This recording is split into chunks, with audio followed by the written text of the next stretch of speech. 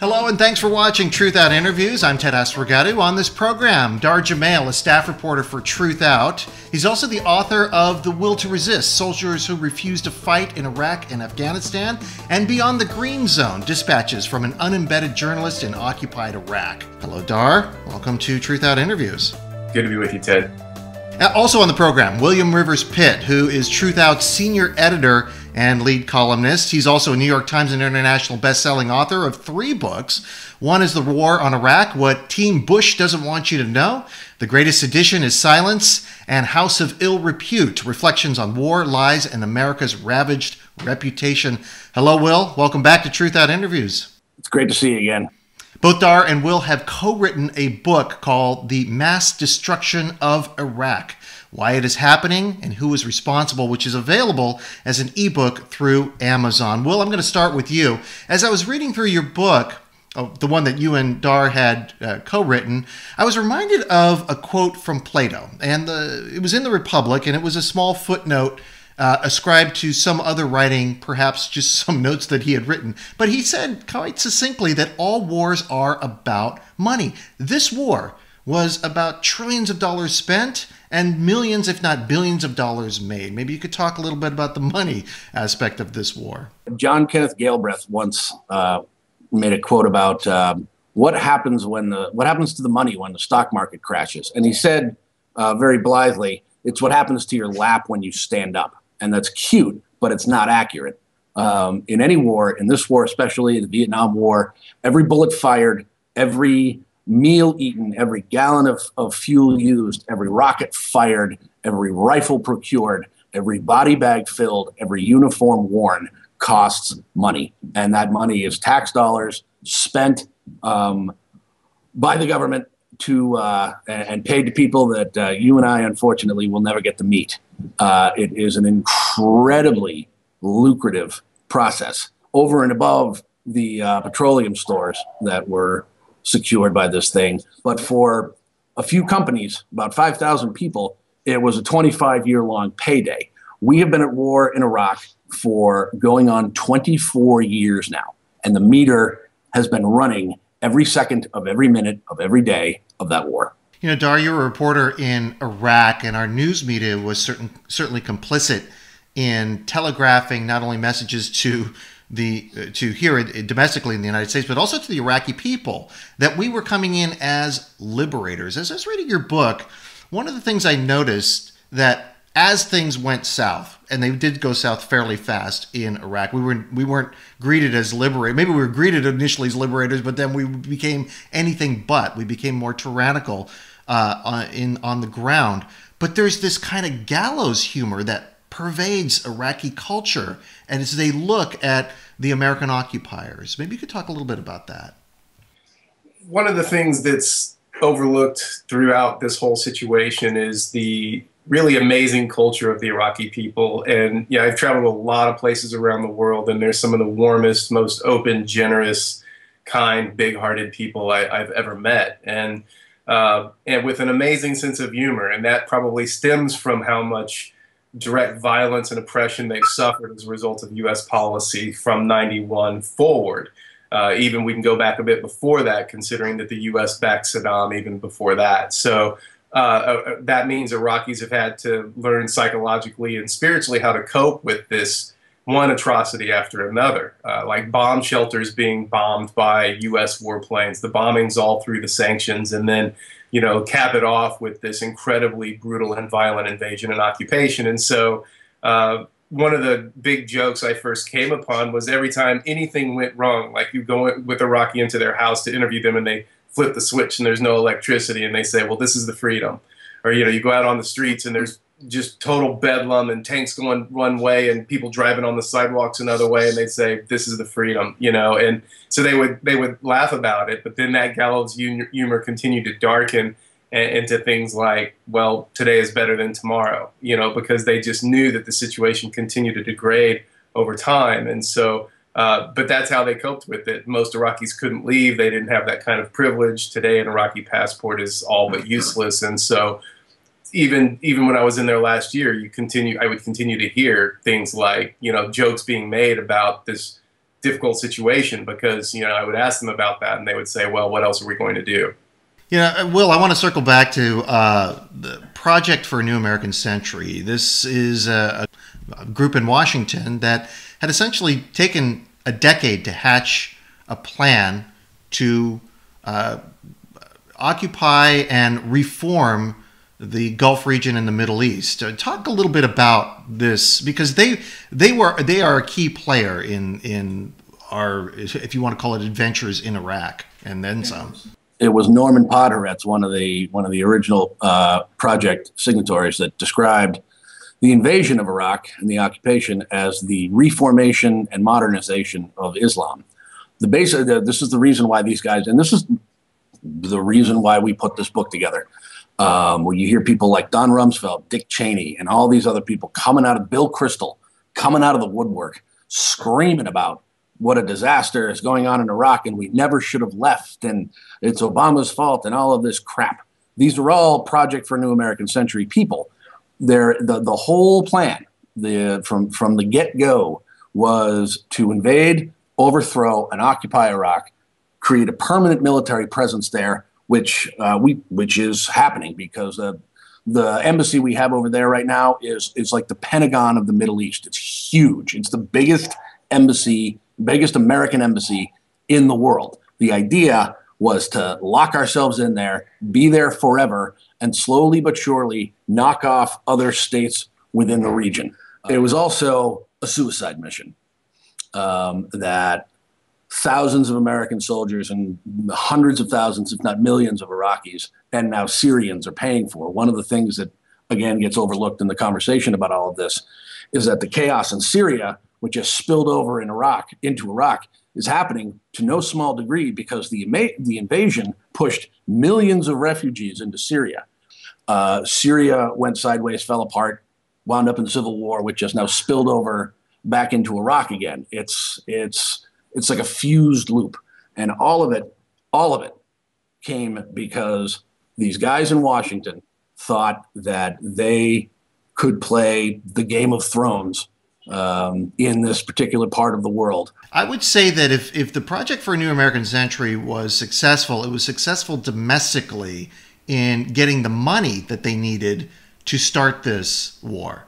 And winning elections. And winning, well, if you want to call it winning, yes. And transforming the culture of this country into a much more fearful, authoritarian place. I mean, what's going on in Ferguson, Missouri, the preponderance of armored police laying waste to people, the attacks on the Occupy movement.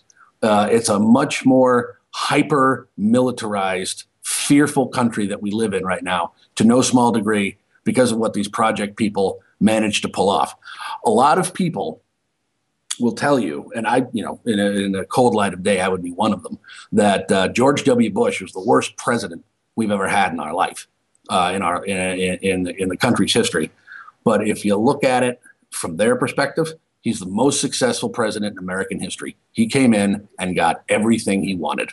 You know, Dahr, when in the lead up to the war, there were a number of rallies, anti-war rallies around the country and around the world too, as well, trying to do what they could. People doing what they could to influence the government, to pressure the government to stop this unnecessary war. I went to the rally that was in San Francisco. It was huge, and the chant there was "No blood for oil." We were called traitors, misguided, uninformed. However, in the book, you talk about the way in which soldiers, U.S. soldiers, their primary mission was to secure gas lines. Anyone who followed the invasion closely will remember that when the tanks rolled into Baghdad, there were only, the National Museum was looted. That was very well reported. Other really, really important cultural centers that were just left completely abandoned.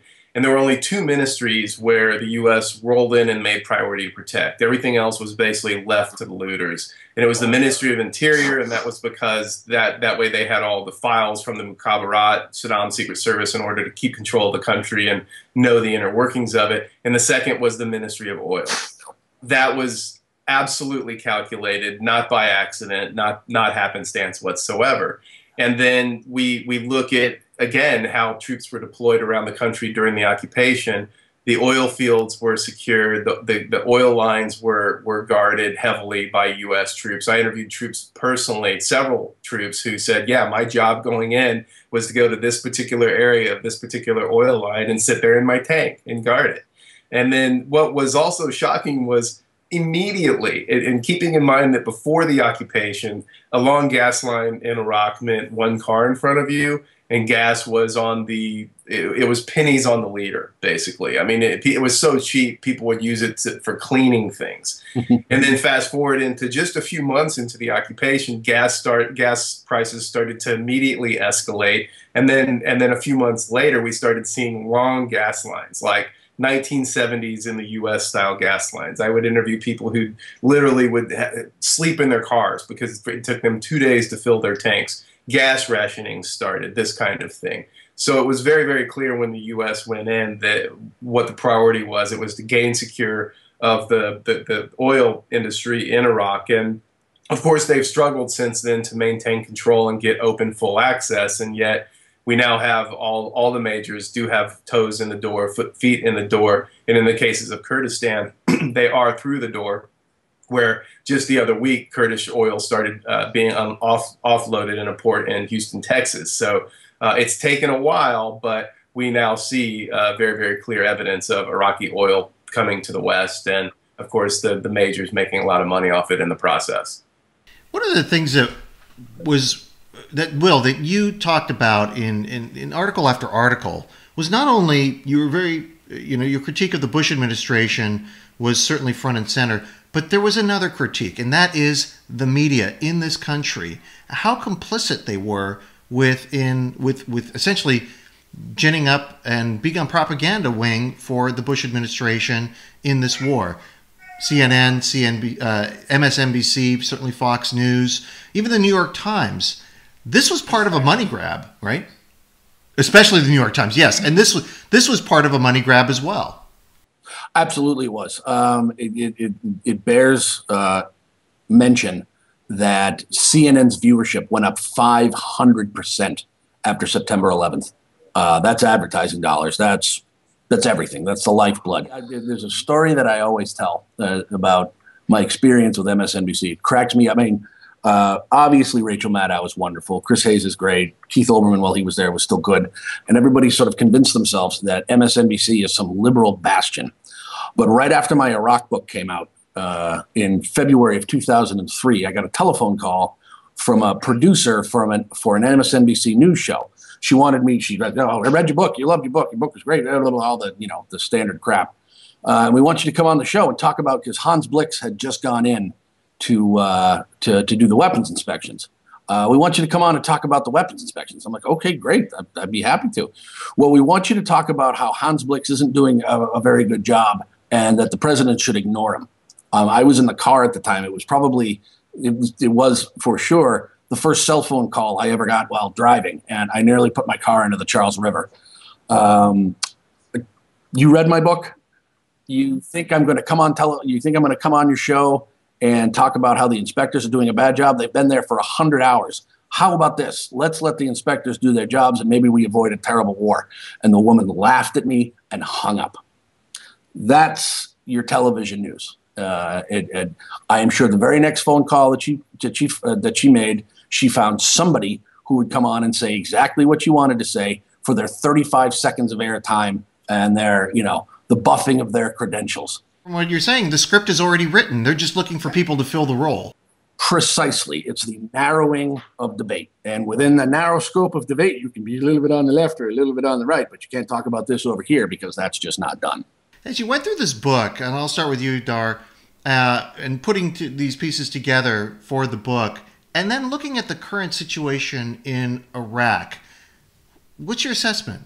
Early on in the occupation, I remember having a long conversation with the brother of my interpreter, Ghazwan al-Mukhtar, and who's still very active in trying to find justice for Iraqis. And Ghazwan said, look, Dahr, what most Americans don't understand, and clearly what the U.S. government doesn't have any idea what they've done, is they've opened the gates of hell. They've let all the monsters out of their cages. And he said, I am not a proponent of Saddam Hussein, but there was security here before. There were certain elements that in the country that existed that were kept in control, that were hemmed in, and all that's gone now. That the U.S. has no idea what they've done as far as breaking down this dam that stood between Iran and the rest of the Middle East, between various sections and factions in conflicts within Iraq, that the lid was being kept on them, that literally they've opened the gates of hell and they have no idea what they've done. And time will tell. We don't know how long it will take, but time will show exactly what I'm talking about. And I think that's bearing out now. We see that clearly, where the great irony of that there was no terrorism in Iraq, and now look, we've got a group setting up a radical Islamic caliphate smack right over a giant part of the geography of the country going into Syria, thanks to U.S. involvement both in Iraq and Syria. We have totally destroyed infrastructure. We have over 1 million Iraqis dead, countless millions more wounded, several million displaced, both internally and external from the country. And it's far worse than I think any of us could have imagined. We knew it would be bad, but I don't think anybody understood that it would dissolve into this. And I think it's going to continue to get much worse. And that's not a, I don't think that's going out on a limb to make that kind of prediction when you look at the fact that, guess what, more U.S. airstrikes, the U.S. backing another member of Maliki's party as the new prime minister, although, of course, Maliki's not going quietly into the good night. The U.S. sending troops back into Iraq again. We've been here before. We know how this story ends. How can it not continue to get worse as the whole country is at this point disintegrating into violence and chaos? And is there a solution? Again, it comes back to money. It's to quote The Who, meet the new boss, same as the old boss, right? Ugh. Guys, I want to thank you again for being on the program. This was a very enlightening discussion, and certainly your book really puts together in a very comprehensive way the start, the lead up to the war itself, and really the aftermath, 10 years, 11 years after this war has started. Again, the book is The Mass Destruction of Iraq, Why It's Happening, and Who is Responsible. It's by William Rivers Pitt and Dahr Jamail, which is available as an ebook through Amazon. Will, Dahr, thanks again. Thank you so much, Ted. Thank you both. And that's Truthout Interviews for another week. I'm Ted Asregadoo, and we'll see you next time.